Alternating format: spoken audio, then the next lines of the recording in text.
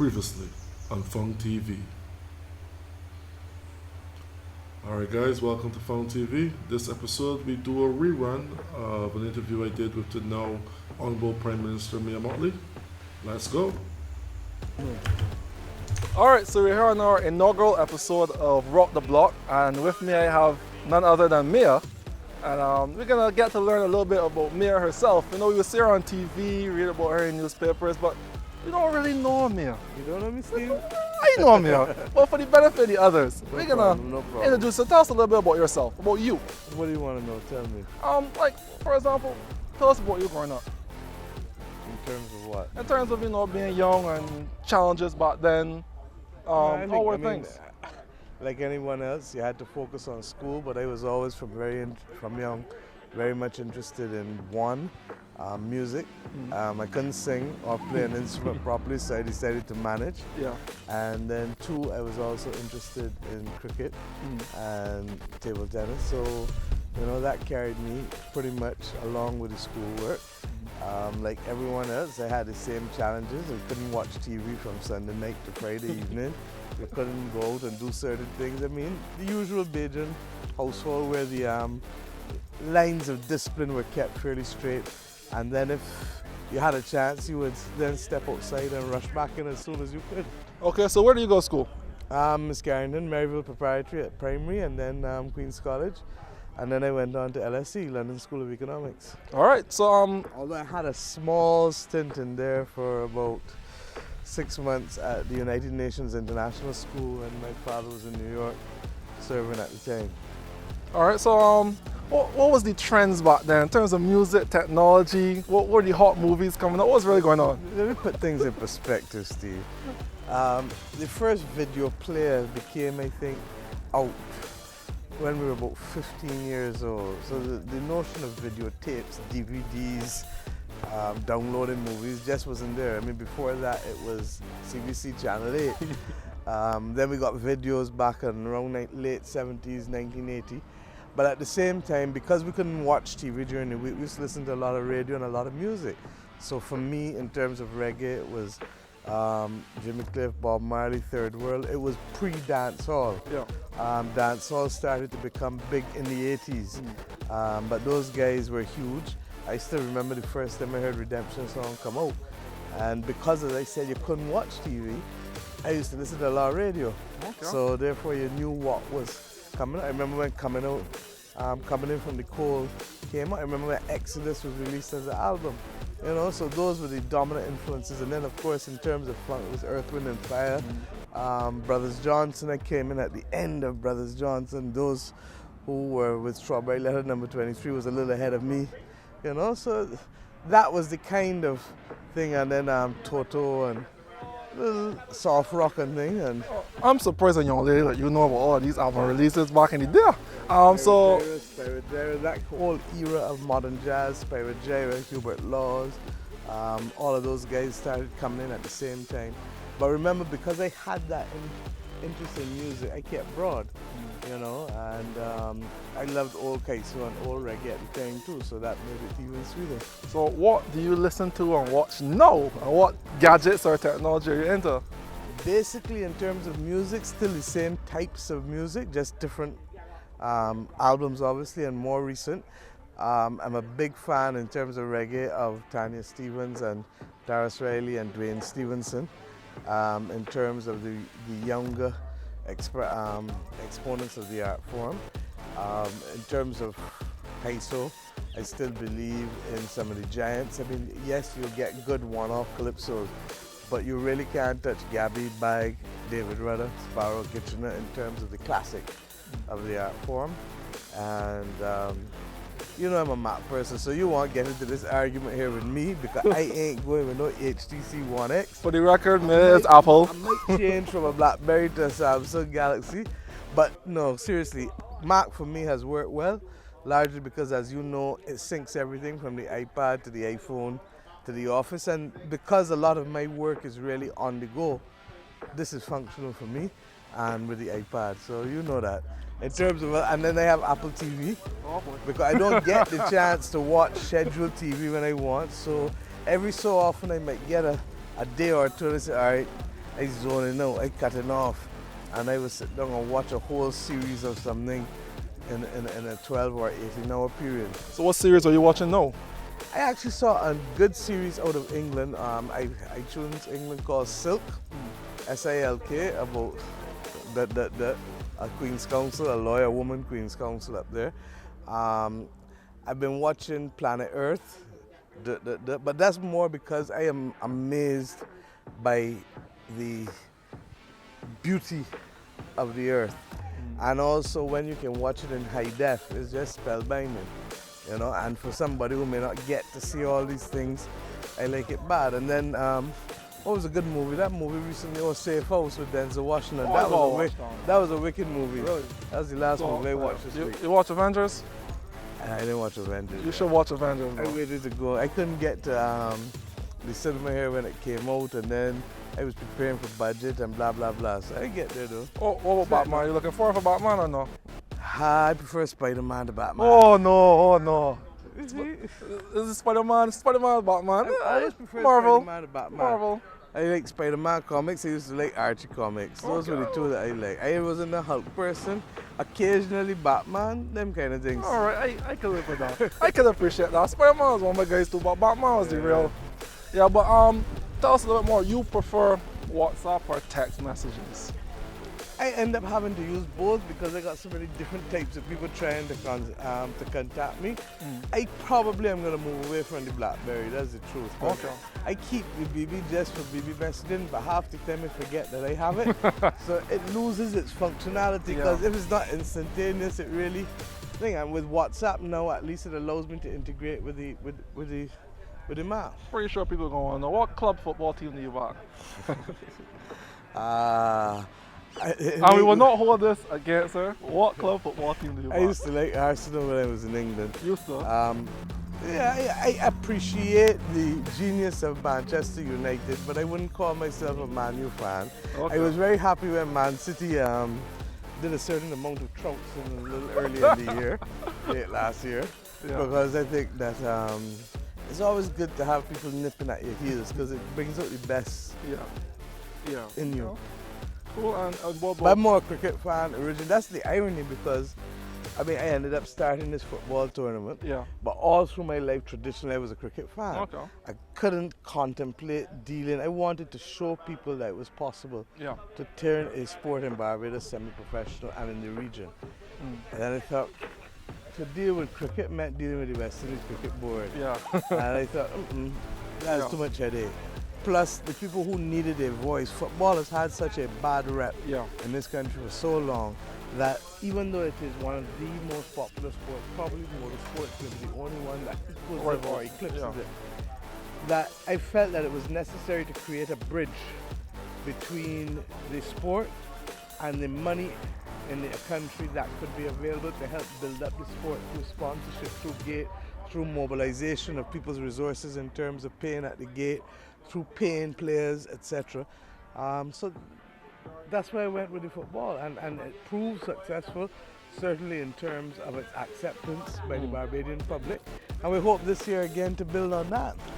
Football is one of the most popular sports in the world. That's right, and to be able to ensure that men could be paid for playing football at a time of the year when the least number of people are employed. September to November is an area that is dead economically generally.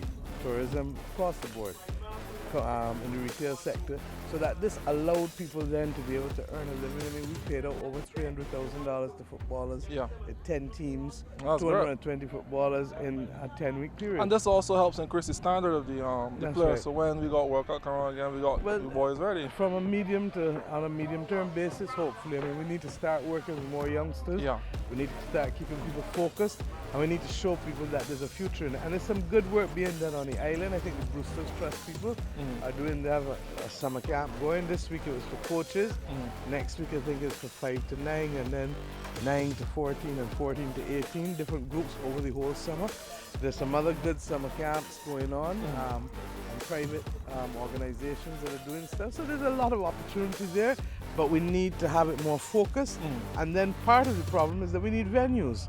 you know, and I hope that we'll be able to resolve that issue, because I really feel that every parish should have some kind of enclosure on the ground, plus bleachers. Have one ground that at least is enclosed with bleachers accommodating 2,500, 3,000 people, and then lighting, because that allows you or any of these fellas around here to organize something without you having to be anybody big, be able to charge a $2, $5, $10 admission, and to start to commercialize talent and opportunities in the country, and that's what people want. So tell me, you jumping?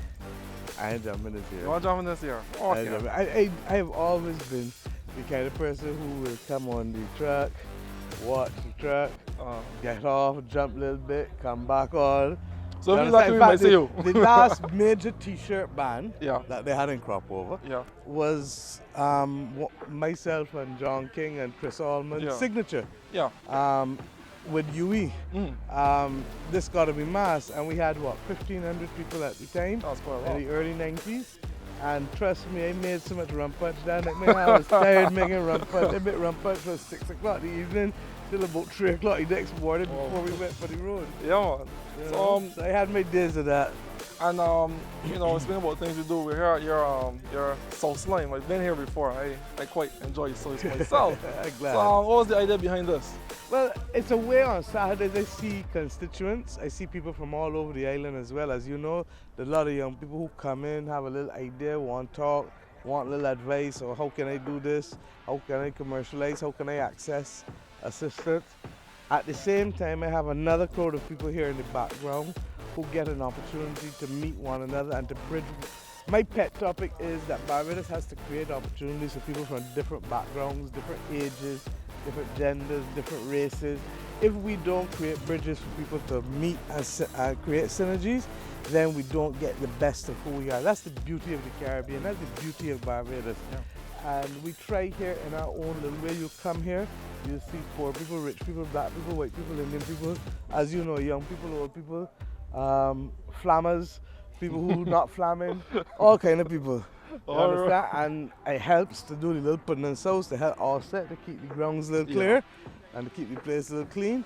And we tend to be here on Saturdays from about 12:30 till about 6. But at the same time in the office I get to see people who I need to see on substantive business. So it works well. So this being my particular field and what's not, I'm going to ask this question.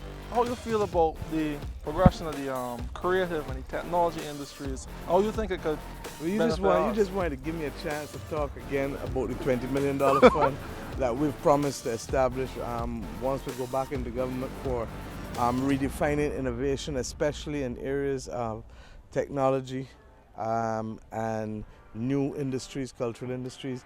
There's so many young people who I know who are now into the development of software, the development of apps, the development of games, the development of videos and other IT and camera related, film related stuff, that we need to create a platform that, one, gives them access to the best training, two, gives them access to the best equipment, even if not by purchase, through renting or micro-leasing.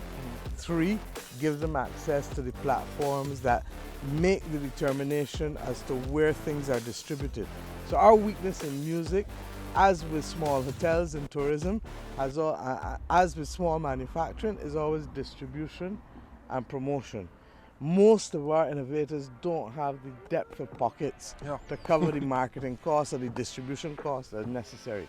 So if government can come in the same way that we do for the Barbados Tourism Authority, through the Barbados Tourism Authority for the small hotels, then it creates the platform for young entrepreneurs in Barbados who are innovators in this area. What are the major platforms for the development and distribution and marketing of games or software or apps globally?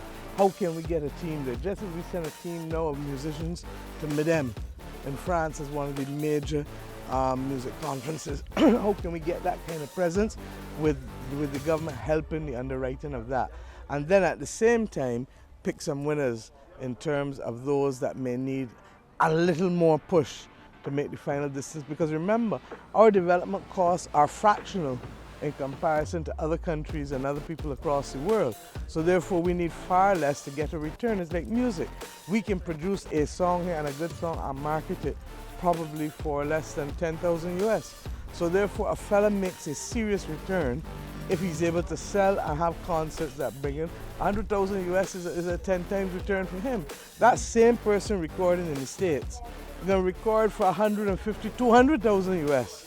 So their threshold point is much higher in terms of a return. So we have that ability to be nimble and flexible, and government needs to be able to help give you that push to be so.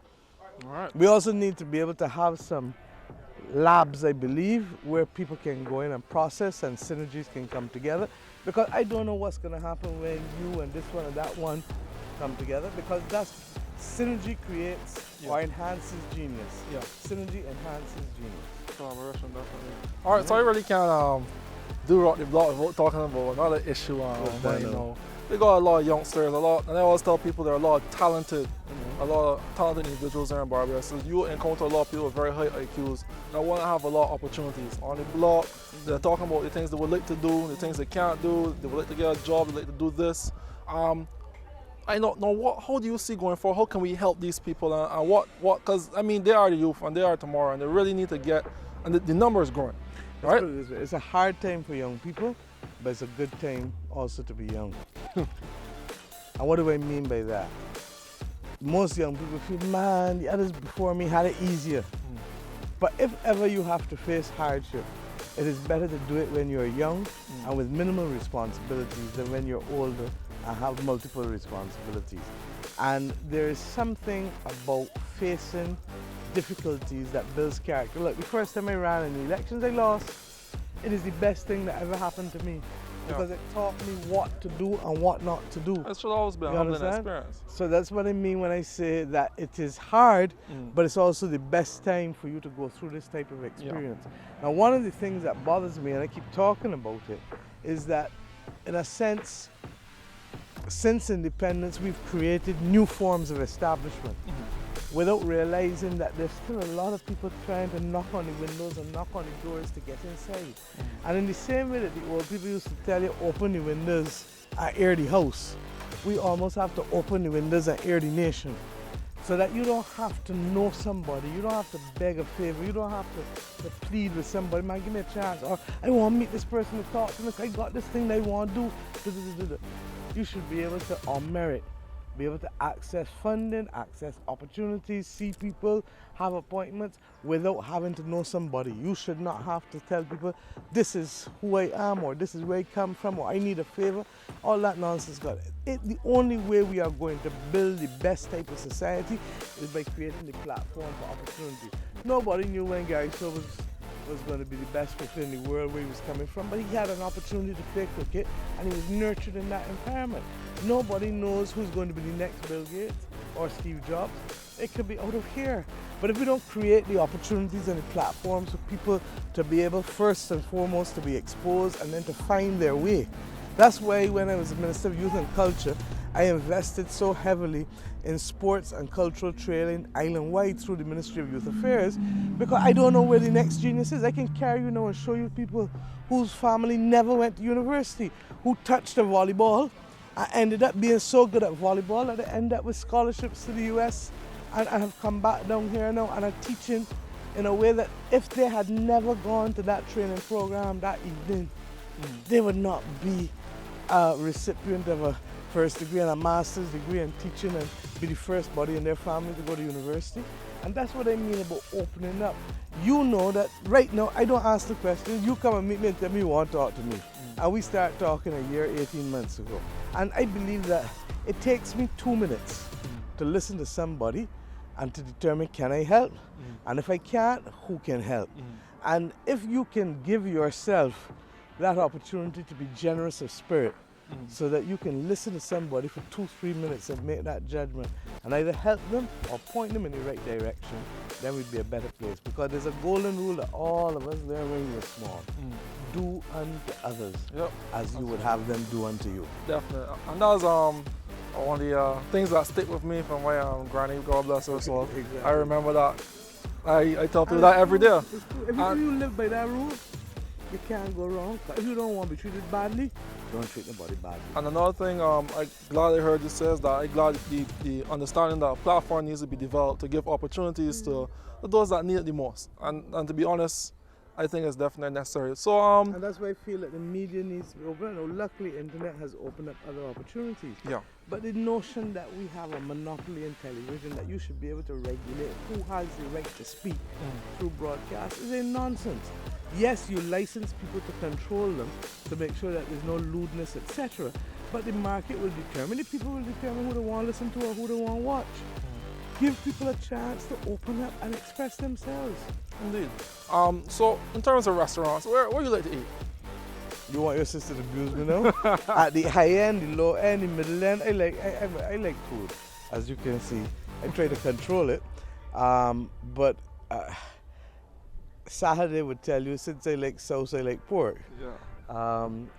Restaurants at the high end, I like from the Just Grillings, which is consistent and affordable, to the occasional Chin Chin, which is a little more up there. Yeah. I like also sushi sometimes. All right, Starboy. Sushi sometimes. I love burgers. Regrettably, in Barbados, I find you don't get burgers. So all the time I do my own burgers more and more, because a burger is supposed to be not a 3-ounce or 4-ounce patty that somebody pat down there and slap down. A burger is supposed to be a burger. Yeah. You understand? I like it medium well. So the juices are still supposed to be in it, and it's supposed to be cooked a certain way. All right. You know, but I like to barbecue too. But I will tell you that this year, and maybe it's a thing of age catching up, I probably eaten about 70% fish now. You understand? So It's grilled happened fish to the for you. best of you. So you can as well start early, because the truth is that, you know, the Chinese say about balance, yin and yang, and balance, the Taoist philosophy and traditions. If you have balance in your life, you can withstand most things. Too far east, as your people would tell, is west. So keep the balance, keep level, and we will be good both physically, mentally, and spiritually. All right. So I'm not gonna keep you any so much longer. listen, One more boss, question. What advice would you give to a young person that's interested in making positive change in the country and within the region and within the world? What advice would you give that to someone coming from such a small island?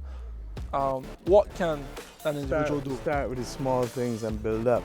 There's no magic to making a difference. You know, Gandhi says change begins with me. So how I treat you now, how I treat him when he wants to find out something from me, how I refrain from cursing them because they irritate me, that's the beginning of change. Okay?